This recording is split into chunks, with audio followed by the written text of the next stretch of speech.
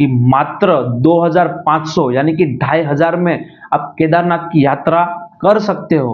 तो इस बार 2024 के अंदर 10 मई को जो केदारनाथ बाबा के जो दर्शन है वो शुरू हो जाएंगे। आप ऑल इंडिया से कहीं से भी हो तो आप अपने घर से केदारनाथ कैसे पहुंचे, कितना खर्चा आएगा, आप कहाँ पे जाए, कहाँ पे रहे, और उसके अलग अलग धर्मशाला वाला वीडियो भी आपको अलग से मिल जाएगा। तो मतलब ये वीडियो के अंदर आपको फुल टू इंफॉर्मेशन मिल जाएगी। तो हेलो दोस्तों, हर हर महादेव। तो स्वागत है आप सभी का फिर से एक नवी वीडियो के अंदर। तो भाई फिलहाल चल रहा है मई का महीना, और आप सभी को पता है कि हर बार मई के महीने के अंदर हमारे जो केदारनाथ बाबा है उनके कपाट खुलते हैं, यानी कि केदारनाथ की जो यात्रा है मई महीने से शुरू होती है। तो इस बार 2024 के अंदर 10 मई को केदारनाथ बाबा के जो दर्शन है वो शुरू हो जाएंगे। एज अ सनातनी और एज अ हिंदू हम सभी का एक सपना होता है कि हम केदारनाथ जाए और उत्तराखंड घूमे, चार धाम की यात्रा करें, बाबा के दर्शन करें। परंतु सभी का एक प्रश्न होता है कि हम अपने घर से केदारनाथ कैसे पहुंचे, या तो फिर कितना खर्चा होता है, कहाँ पे जाए, कहाँ पे रहे। तो वो सभी चीजों का सॉल्यूशन लेके मैं आपके लिए स्पेशली वीडियो लेके आ गया हूं। अगर आपको केदारनाथ जाना है तो आपने थंबनेल और टाइटल में देख ही लिया होगा कि मात्र 2500 यानी कि 2500 में आप केदारनाथ की यात्रा कर सकते हो। और हाँ भाई, ये कोई गलत बात नहीं है। तो मेरा लाइव एक्सपीरियंस के बाद मैं आपको एक चीज बता रहा हूँ, तो मैं किसी हवा में बात नहीं कर रहा हूँ। मात्र 2500 के अंदर भाई आप केदारनाथ की यात्रा कर सकते हो। तो आज के वीडियो के अंदर आप ऑल इंडिया से कहीं से भी हो तो आप अपने घर से केदारनाथ कैसे पहुंचे, कितना खर्चा आएगा, आप कहाँ पे जाए, कहाँ पे रहे, और उसके अलग अलग धर्मशाला वाला वीडियो भी आपको अलग से मिल जाएगा।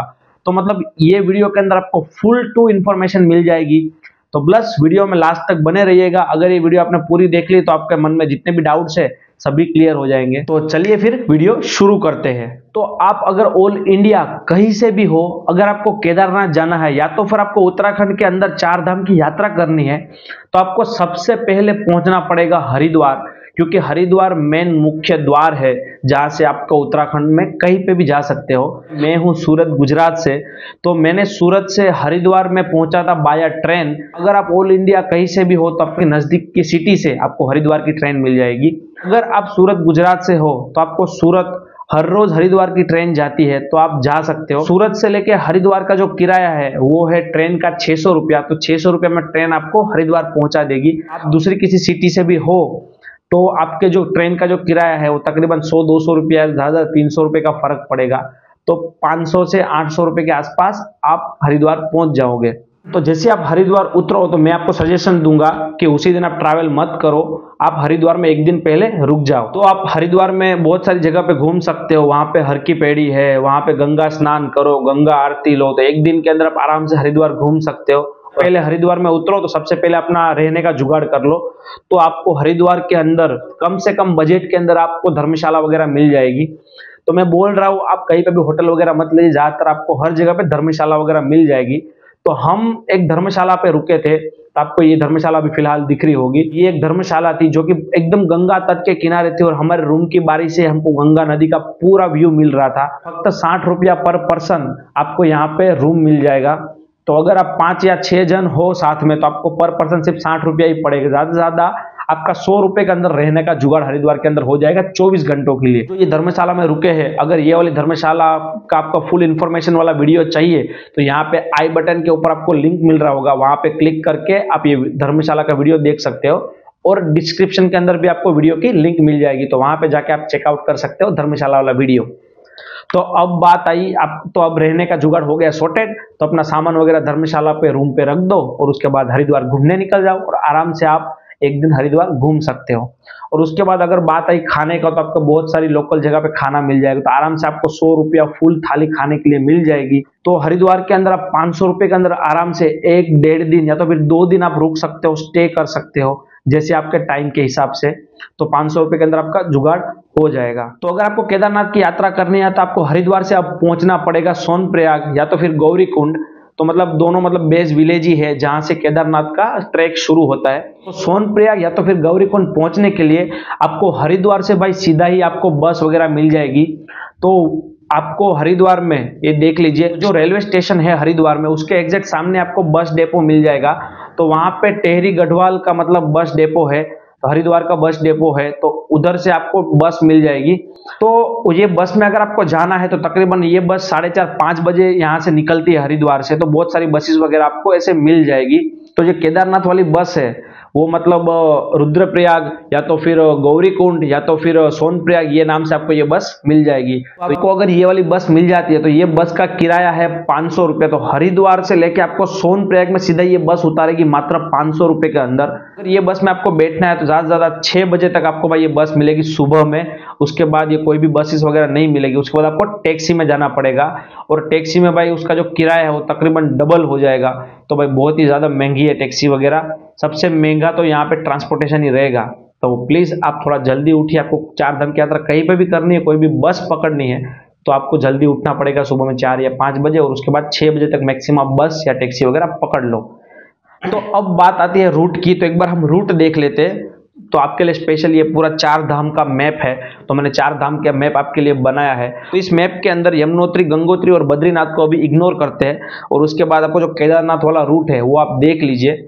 एक्चुअली में आपको ये दिख रहा होगा, हरिद्वार से होते हुए आपको जाना पड़ेगा ऋषिकेश, और ऋषिकेश से आपको चंबा वाला रास्ता दिख रहा है। तो अगर आपको 4 धाम की यात्रा करनी है तो सबसे पहले आपको जाना पड़ेगा गंगोत्री, तो इसीलिए आप चंबा वाला रास्ता चूज कर सकते हो। पर अगर सिर्फ आप केदारनाथ जा रहे हो तो आपके लिए दूसरा ऑप्शन है, आप हरिद्वार से जाइए ऋषिकेश। तो हरिद्वार से ऋषिकेश तकरीबन आपको 27 किलोमीटर पड़ेगा। पे भी चारों धाम के लिए अलग अलग सारी बसेस वगैरह मिल जाएगी। तो ऋषिकेश से आगे जाते आपको दूसरा एक रास्ता दिख रहा होगा जो कि है देवप्रयाग से, जहां पे मतलब माँ गंगा का संगम होता है। आपने बहुत बार रील्स वगैरह में देखा हुआ माँ गंगा का संगम, तो वो है देवप्रयाग। तो देवप्रयाग से होते हुए आपको जाना पड़ेगा श्रीनगर और है रुद्रप्रयाग।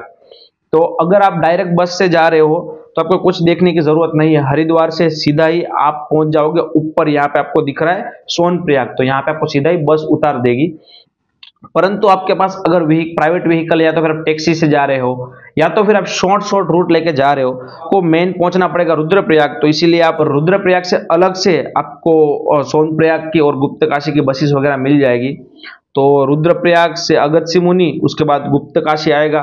तो अगर आप अलग अलग व्हीकल से जा रहे हो तो फिर प्राइवेट व्हीकल से आप जा रहे हो तो एक चीज याद रखना, आपको जो पब्लिक ट्रांसपोर्ट है वो आगे ले जाने की इजाजत नहीं है। तो कोई भी पब्लिक ट्रांसपोर्ट से जा रहे हो आप, मतलब बस है या तो फिर टैक्सी है, तो वहां पे आपको गुप्तकाशी में उतार देगी वो। तो हरिद्वार से लेके जो केदारनाथ का भाई डिस्टेंस है वो तकरीबन है 230 किलोमीटर। तो आपको 8 या 9 घंटे में शायद वो बस वहां पे पहुंचा देगी। मतलब सोनप्रयाग तक का जो खर्चा है वो आपको 500 रुपए का है। तो आप 500 रुपए में रात तक सोनप्रयाग पहुंच जाओगे। तो अभी सोनप्रयाग में आप जैसे ही उतरोगे तो तकरीबन रात के आसपास का, मतलब सांझ के 7-8 बजे का समय हो सकता है शायद, फिर आपके टाइमिंग के हिसाब से है। अभी यहां से आपको केदारनाथ का ट्रैकिंग वगैरह शुरू करने के लिए आपको सबसे पहले जाना पड़ेगा गौरीकुंड। तो सोनप्रयाग से गौरीकुंड का जो डिस्टेंस तकरीबन 5 किलोमीटर है।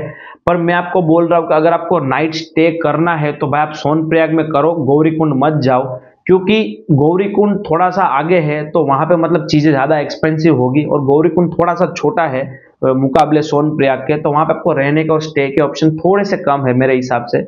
मेरा सजेशन यही रहेगा आप सोनप्रयाग के अंदर रात रुक जाओ।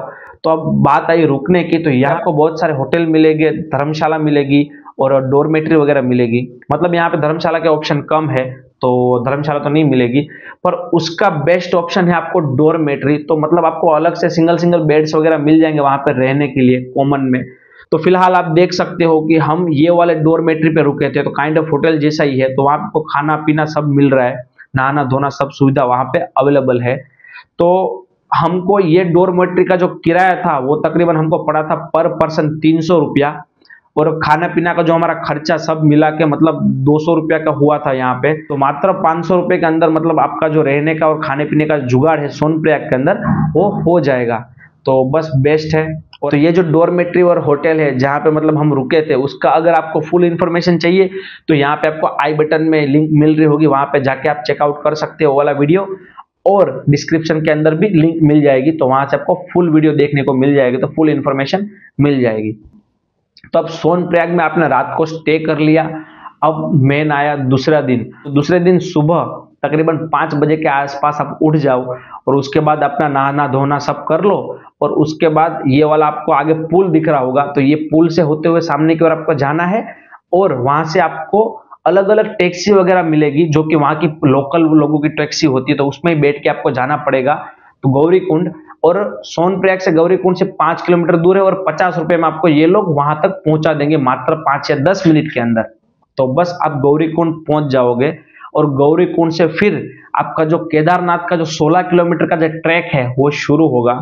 अलग से पार्ट है महत्व का जो आपको इग्नोर नहीं करना चाहिए कि केदारनाथ यात्रा करते समय अपने साथ आप क्या रखें। तो आपके साथ जाहिर सी बात है कि बहुत सारा लगेज वगैरह होगा भाई, तो आप जितना भी लगेज है सब सोनप्रयाग के अंदर आप छोड़ दो। आपको वहां पे अलग से लॉकर वगैरह मिल जाएंगे, क्लोक रूम वगैरह मिल जाएगी जहां पे आप सस्ते बजट में 50 से 100 रुपए में 24 घंटों के लिए अपने सामान रख सकते हो।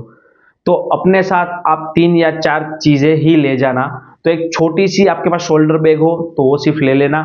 उसके साथ अगर मौसम खराब हो, वहां पे कभी भी मौसम खराब हो सकता है, तो एक छोटा सा वहां पे पाउच और पोंचो रेनकोट आता है, छोटा सा 100 रुपए का मिल जाएगा आपका।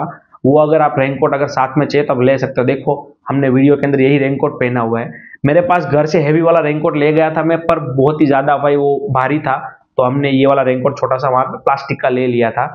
दूसरी चीज स्वेटर वगैरह ठंड के हिसाब से आपको लेना है, टोपी वगैरह लेनी है, आपको जरूरत है तो हैंड ग्लव्स आप ले सकते हो। ये 2 चीज। तीसरी चीज एक साथ में पानी की बोतल रखिए आप। रास्ते में आपको पानी हर जगह पे मिल जाने वाला है, परंतु आप बोतल साथ में रखिए। और हर जगह पे आपको ऐसे बहते झरने मिल जाएंगे भाई, तो ये झरनों के आप सारे पानी ले सकते हो। हर जगह पे अपनी बोतल है वो आप झरनों से फिल कर सकते हो। ये एकदम शुद्ध 100% भाई पानी है, तो ये सबसे बेस्ट वाला पानी है और बहुत ही ज्यादा एनर्जी होती है इस पानी के अंदर, तो आप कहीं से भी बोतल फिल कर सकते हो। तीसरी चीज ये है कि अपने साथ आप थोड़े से बिस्किट्स वगैरह रखो, कुछ स्वीट रखो और साथ में थोड़े बहुत ड्राई फ्रूट वगैरह रख लो। तो जैसे आप केदारनाथ की चढ़ाई करोगे, तो केदारनाथ की चढ़ाई है तकरीबन 7 से 8 घंटों की, अगर आप अच्छे चढ़ रहे हो तो। बाकी आप नॉर्मल पर्सन हो, बहुत स्लो स्लो चल रहे हो, आपके साथ कोई बुजुर्ग वगैरह भी है, तो आपको तकरीबन 10-12 घंटे भी लग सकते हैं भाई। हमने जो हमारी केदारनाथ की यात्रा थी, मैं और पप्पा थे, तो हम शूट करते हुए जा रहे थे, फिर भी हम 8 घंटे के अंदर हमारी चढ़ाई हमने केदारनाथ की कंप्लीट कर ली थी। तो रास्ते में आपको बहुत सारी थकावट वगैरह लगने वाली है, तो ऊपर जाते हुए ऑक्सीजन की भी थोड़ी सी कमी होगी नॉर्मल के मुकाबले, तो इसीलिए आपको बार बार पानी पीता रहना है ताकि आप हाइड्रेटेड रहो, डिहाइड्रेट ना हो। ये सबसे महत्व की चीज है भाई। तीसरी चीज, आप साथ में ड्राई फ्रूट रखो, कुछ हैवी खाना मत खाओ, बाकी आपको चढ़ाई करने में बहुत दिक्कत होगी, तो छोटे से ड्राई फ्रूट साथ में रखो, कभी कभी जेब में रख लो, जब आपको मन करा ब्रेक लिया तो थोड़े बहुत ड्राई फ्रूट अपने मुंह में डाल लो, तो आपको एनर्जी मिलती रहेगी। तो बस फाइनली आप ये सारी मशक्कत करने के बाद आप पहुंच जाओगे भाई केदारनाथ। कि हम जब केदारनाथ ऊपर पहुंचे तो हम इतने ज्यादा थक गए थे और आप थोड़ा मैंने ज्यादा ही लगेज ले लिया था, तो आप ये वाली गलती मत करना। आप केदारनाथ में कहीं पे भी पहले रुक जाओ, अपना स्टे ढूंढ लो और उसके बाद आप दर्शन करने के लिए जाओ, रात की आरती वगैरह लो आप। तो अब बात आती है कि भाई केदारनाथ इतनी हाइट के ऊपर है, तो वहां पे भाई रहने का जुगाड़ क्या है भाई। तो सबसे मेन चीज तो होती है भाई रहने का जुगाड़ करना। तो यहाँ पे आपको होटल्स वगैरह भी थोड़ी बहुत मिल जाएगी, पर ये बहुत ही ज्यादा एक्सपेंसिव है, 2000, 3000, 5000। अगर आप ये मई महीने में जाओगे अभी फिलहाल, तो आपको 5000, 10,000, 15,000 तक का भाई वहां पे भाड़ा हो सकता है एक नाइट का, सिर्फ एक रूम का। तो बहुत ज्यादा एक्सपेंसिव है, इसीलिए मैं आपके लिए बेस्ट ऑप्शन दिखा रहा हूँ कि ये आपको बहुत सारे ऐसे टेंट मिल जाएंगे जहां पे आपको तकरीबन 200-300 रुपए के अंदर आपको नाइट स्टे मिल जाएगा। और ये टेंट भाई अंदर से पूरे गर्म होते हैं, आपको वहां पे अंदर ऐसे सब ऐसे गद्दे वगैरह मिल जाएंगे, ओढ़ने का सुविधा सब मिल जाएगा आपको। तो ये बेस्ट है, आप यहाँ पे ही रुक जाइए। हम ऐसे ही टेंट के अंदर रुके थे भाई, ये आपको टेंट दिख रहा होगा, तो ये वाले टेंट में हम रुके थे। एग्जैक्ट केदारनाथ मंदिर के पीछे की ओर ये टेंट था। तकरीबन 200 या 300 रुपए में आपको ऐसा स्टे मिल जाएगा। तो ये टेंट में आप रुक जाइए और उसके बाद आपको यहाँ पे खाना पीने का जो खर्च है थोड़ा बहुत मतलब 100-200 रुपया होगा, तो 500 रुपये के अंदर मतलब केदारनाथ में आपका रहने का खाने का जुगाड़ हो गया। तो आप अपने टेंट में सामान वगैरह रख लीजिए, ऐसा हो तो 1-2 घंटे आराम कर लीजिए, या तो फिर पूरी रात आप आराम कर लीजिए और दूसरे दिन सुबह आप केदारनाथ के दर्शन कर सकते हो। और अगर आप रात को 7 बजे से पहले पहले पहुंच रहे हो, तो 7 या 7:30 पे शायद केदारनाथ की आरती शुरू होती है, तो केदारनाथ बाबा की आरती भी ले सकते हो। तो हमने देखो ऐसे आरती का लुत्फ उठाया था, हम ऐसे दोपहर को पहुंच गए थे। तो अगर आप सुबह में निकल रहे हो तो आराम से आप रात की आरती ले सकते हो, आप आराम से दोपहर 4 या 5 बजे तक ही पहुंच जाओगे अगर ज्यादा लेट हुआ तो। तो इसीलिए आप सुबह में जल्दी निकलो ताकि जल्दी आप केदारनाथ पहुंच जाओ। दूसरे दिन सुबह आप तकरीबन 7 बजे के आसपास उठ सकते हो, और अगर आपको भाई केदारनाथ के दर्शन करने हैं तो तकरीबन 4 या 5 बजे से आपको लाइन शुरू हो जाएगी केदारनाथ की, और जितना लेट आए उतना लाइन बढ़ती जाएगी। तो हम 5 बजे में गए थे, फिर भी इतनी ज़्यादा लाइन हो गई थी। तो आप जाओ और केदारनाथ के मतलब दर्शन करो। लाइन में वैसे भी आपको खड़ा रहना पड़ेगा, अगर आप जाओगे तो आपको 2-3 घंटा, मेरे को ऐसा लग रहा है। अगर आप सीजन में मई महीने में, मई जून जुलाई में जा रहे हो तो आपको बहुत ज़्यादा रश मिलेगा, तो फिर आपको थोड़ा सा लेट हो जाएगा दर्शन करने में। तो बस ऐसा कुछ पूरा सीन रहेगा। तो आप केदारनाथ के दर्शन वगैरह कर लो। उसके पीछे फिर शंकराचार्य का मतलब हेरिटेज स्टेचू वगैरह है, मतलब बनाया हुआ, तो वहां पे भी आप घूम सकते हो। और उसके बाद आपको पता ही है कि केदारनाथ के सामने की पहाड़ी के ऊपर ही आपके भैरवनाथ बाबा के दर्शन करने के लिए मिल जाएंगे। तो उसके बाद आप फिर केदारनाथ के दर्शन करो, उसके बाद भैरवनाथ चले जाओ, वहां पे भी आराम से दर्शन कर लो। तो भैरवनाथ का मतलब जो चढ़ाई है तकरीबन 20 मिनट का है भाई, तो 20 मिनट में आप केदारनाथ के मंदिर से भैरवनाथ पहुंच जाओगे। तो बस वहां पे दर्शन कर लो, 1 आध घंटा वहां पे जाओ, फोटो शूट करो भाई। लास्ट में भाई आपको पूरा ट्रिप का खर्चा वापस से एक बार गिना देता हूँ। तो आपको भाई सूरत से मतलब या तो फिर कोई से भी सिटी से आप हरिद्वार जा रहे हो तो 600 रुपये का ट्रेन का खर्चा आपको आने वाला है। उसके बाद 500 रुपये के अंदर हरिद्वार में आप स्टे करने वाले हो। उसके बाद हरिद्वार से आपको केदारनाथ तक पहुंचने के लिए बसेस वगैरह का जो भी खर्चा होगा 500 से 600 रुपये में आप पहुंच जाओगे। फिर 300-400 रुपये या तो फिर मुश्किल से 500 रुपये में सोनप्रयाग में रुक जाओ, स्टे कर लो, खाना पीना सब हो जाएगा। उसके बाद आपको 50 रुपए के आसपास आप सोनप्रयाग से गौरीकुंड टैक्सी में पहुंच जाओगे। और ऊपर जो केदारनाथ जाओगे तो वहां पे भी रहना खाना पीने का जो खर्चा होगा वो तकरीबन भाई 500 रुपए के आसपास सब सॉर्ट आउट हो जाएगा। तो भाई सब मिला के टोटल आपको जो खर्चा है वो 2500 रुपए के आसपास आने वाला है। तो मात्र 2500 के अंदर आप पूरा ही केदारनाथ की यात्रा में जा सकते हो। और हाँ भाई, ये मेरा एक्सपीरियंस करा हुआ और जितना मेरा खर्चा हुआ था उस हिसाब से, मेरे एक्सपीरियंस के हिसाब से आपको बता रहा हूँ भाई। तो कोई झूठी चीज नहीं है, आप आराम से ये चीज कर सकते हो। और अगर आपको 4 धाम की यात्रा करनी है तो मात्र 10,000 के अंदर आपको 4 धाम की यात्रा आप कर सकते हो। तो इसके बाद मैं 4 धाम की यात्रा वाला भी वीडियो लेके आने वाला हूँ, तो उसके अंदर भी आपको फुल इन्फॉर्मेशन मिल जाएगी। तो बस ये जो इन्फॉर्मेशन वाली वीडियो है भाई, ये यहाँ पे हो रही है पूरी। तो मैंने ज्यादा से ज्यादा सभी चीजें कवर करने की कोशिश की है। अगर ये जर्नी के रिगार्डिंग आपको कुछ भी भाई प्रॉब्लम है या तो फिर कुछ भी आपके मन में सवाल है तो आप मुझे कमेंट बॉक्स में जाके बता सकते हो, मैं आपको जरूर उसका आंसर दूंगा। तो आई होप कि आपको वीडियो पसंद आई होगी। तो मिलते हैं कुछ ऐसी ही नई अमेजिंग वीडियो के साथ, तो तब तक साथ बने रहिएगा। जय हिंद, जय भारत, हर हर महादेव।